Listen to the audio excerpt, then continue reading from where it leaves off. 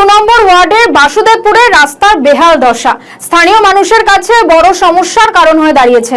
দীর্ঘ বছর ধরে সংস্কারের অভাবে রাস্তার বিভিন্ন অংশ ভেঙে তৈরি হয়েছে বড় বড় গর্ত। পরিস্থিতি এমন পর্যায়ে পৌঁছে গেছে যে রাস্তার পাশের পুকুর আর রাস্তার মধ্যে কার্যত কোনো পার্থক্যই নেই। সে ছবি আপনারা দেখতে পাচ্ছেন। স্থানীয় বাসিন্দাদের অভিযোগ, এই রাস্তা অত্যন্ত গুরুত্বপূর্ণ একটি রাস্তা, কারণ এই পথ সরাসরি আরামবাগ স্টেশনের সঙ্গে একেবারে সংযোগ স্থাপন করে।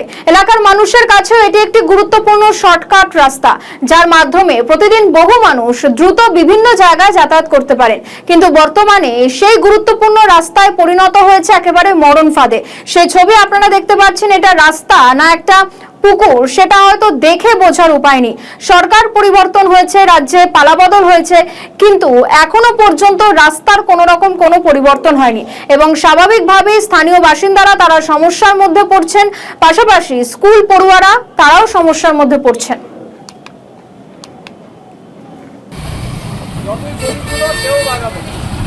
সবাই